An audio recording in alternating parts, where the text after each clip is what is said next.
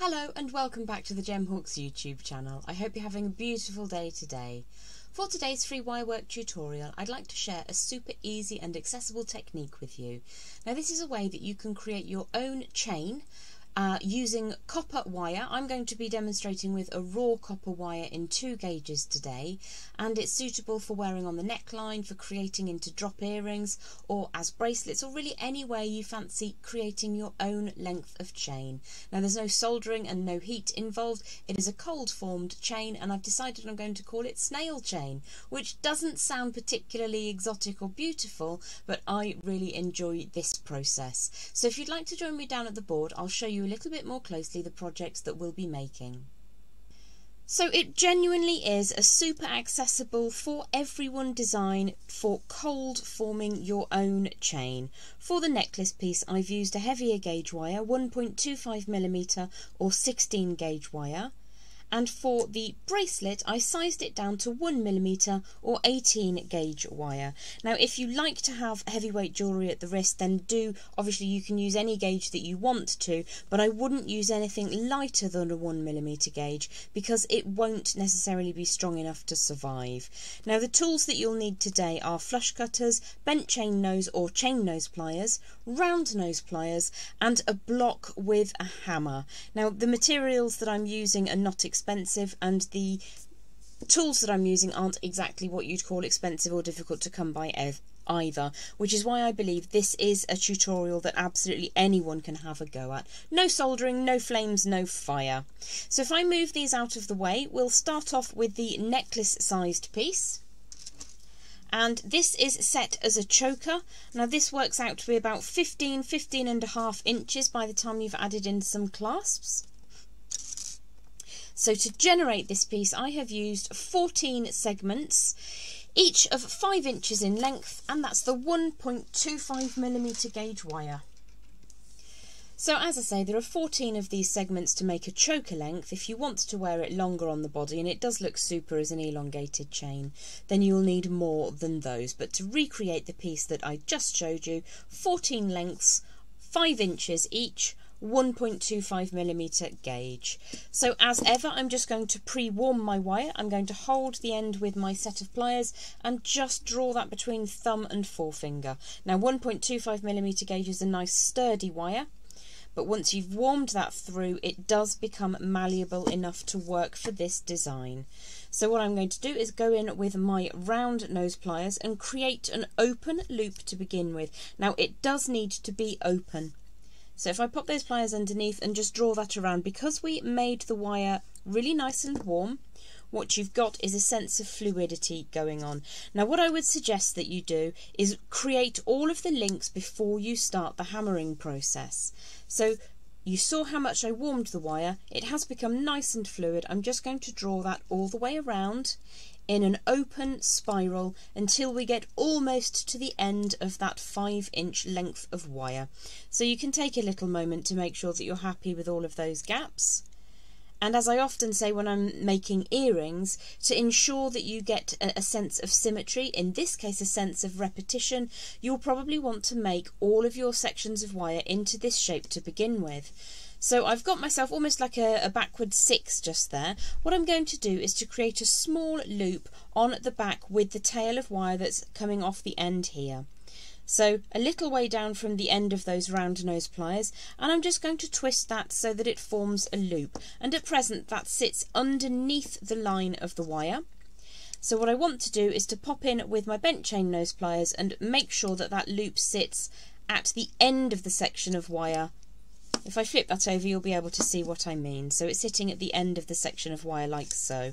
And I just need to make sure that my coil shape, my open coil, or the snail, which is where I've chosen to name this chain, the snail shape is all exactly as you would have it be, before we bring this loop out to 90 degrees. So the loop needs to be on an imaginary line that passes rather through the centre of the coil that we've just created, or the snail that we've just created.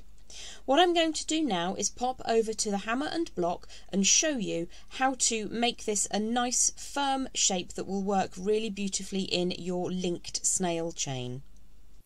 So we've made our snail-shaped chain link, and what we're going to do now is harden that up so that once it forms part of the chain, there's more residual strength and there can be more sideways pressure put on them. So I'm going to use a steel block on top of a rubber block just to try and deaden the sound for my poor neighbours a little bit. What I'm going to do is lay the snail section over the top of the block, with the link, the little wrapped loop, or not wrapped loop, sorry, open loop at the top hanging over the edge.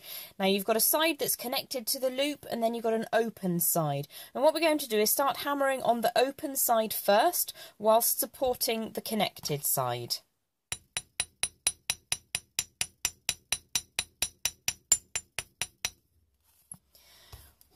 Starting to hammer here means that you should retain the shape slightly better. If you flip that over and you start hammering on the other side, what will happen is this edge will creep a little bit further away and you'll lose some of your shape.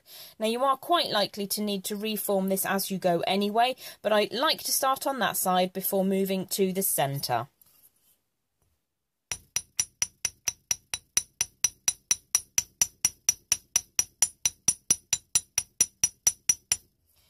Key when you're hammering this piece is to not strike too closely to the point where the metal changes direction.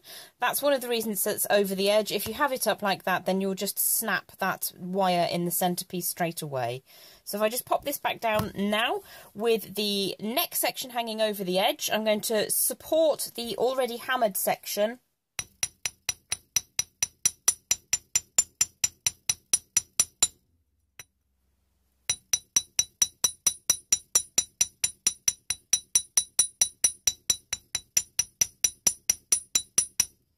If you do find that that slightly moves out of shape, you can go in with your pliers and just move that very, very gently, always keeping it in the 2 dimensions. Now, to add some shape and form to the loop, we need to hammer that as well. So what I'm going to do is hang over the edge of the steel block, like so.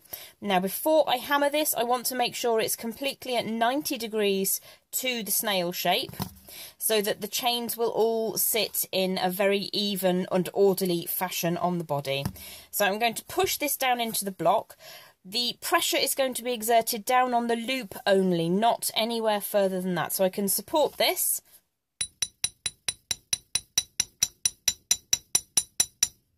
That really taps out quite quickly. What you'll notice is that the loop opens slightly. Now, as long as you keep the item flat, you can close that up with your pliers, give it one final tap, and you'll have sealed that shape now. So what we need to do next is work through a whole bunch of these. So I have 3 examples here to show you how to link that chain together. You'll notice that my links aren't exactly all totally the same, but they're reasonably close enough size-wise so that when they're on a chain, they will look nice and tidy. So when we've got the size that we're working with here, which was the 5-inch length of wire, what I'm going to do is put the 2 sections of chain, I'm just going to hold them together like so. With the closed section to the right, I'm going to take the loop that we created and just slide that on the inner side of that starting point. And you'll see, because this is the 5-inch length and we've got 1, 2 and 3 segments of wire forming that coil, that works really neatly in so much as you get the closed loop on the same side. Now, if you were to do this on the other side, I'll just show you what that looks like.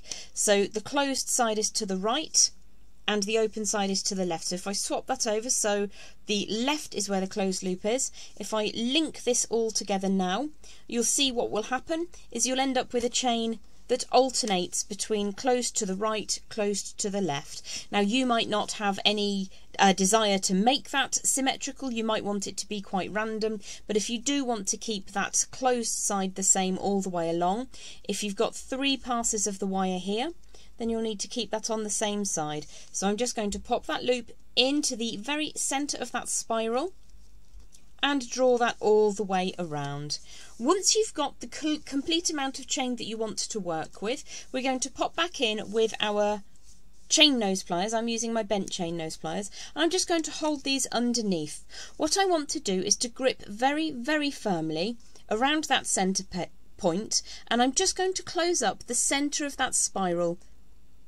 Now what this does, if we bring that end back together on itself, is it means that the chain then can't come undone. If you draw that loop all the way back round, it's now trapped, so you've sealed your chain. Now we did hammer this section quite extensively earlier on. What we don't want to do is to make that go sideways or squash it in any way, so we do need to be very sure that we're happy with everything sitting where it is before we just close up the centre section of that coiled or snail segment. So when you've added in the next section, you will close up the centre of the piece that you're working on. So when we're working with the 5-inch length to make the necklace size chain, and of course you can make it in any gauge or any size that you desire, but I'm going to show you an example now of working with the smaller length and breadth of wire, just to show you what it looks like if you size it down. So for the smaller segments that create the bracelet chain, you can of course use your heavier gauge, your 1.25 or 16 gauge wire, and that will make a really substantial piece on the wrist, but you can also work with a slightly lighter wire if you prefer. So I'm just going to get that nice and soft and smooth and warm, and then pop back in with those round nose pliers. So again, we're starting with an open loop to create an opening coil, or spiral rather, coming away from the centre. So we're just going to allow that to swoosh all the way around. Because we warmed the wire, it's really beautiful and malleable to work with. Now you can create this as tiny or as large as you like, using whichever colour of wire you want, whichever gauge of wire you want. The 1mm or 18 gauge is probably as light a wire as I would want to venture with. So again, we're creating a small loop on the end, and then we're going to centralise that loop, imagining the straight line passes across the middle. You've got that loop closed up. Just going to give that a bit of a squeeze to make sure that's nice and firmly in position, and then I'm going to turn that at 90 degrees, imagining that the loop forms a straight line that passes across the centre of that snail form. So we're going to grab in one that I hammered earlier. The hammering process is exactly the same. Now these are different sizes. This is why I would suggest that when you're working these, you create all of your segments in one go so that you can see that they match up. And then you can hammer them side by side and make sure that everything sits exactly as you want it to sit. So the linking aspect works in exactly the same way. Pop the loop that you've created onto the segment and allow that to scooch all the way around. Let's see what it looks like when you add a slightly different size into the mix. You might desire to have something that's a little bit more non-repeating. You might want to have a large loop and then a small loop. So if we put those down, you can see how that's going to work up to create a bracelet piece or a much finer necklace. So you can use any clasp that you desire from your stash. You can create clasps of your own. There will be coming out in the very near future a beginner's guide to creating your own findings being ear wires and clasps and the such that you can use in your own handcrafted jewellery sections. Well, that is how very simple it is to make your snail chain, a cold formed chain using raw copper wire. I hope you enjoy this tutorial as much as I did developing it. Have yourself a beautiful day, and I look forward to seeing you again very, very soon. Bye for now.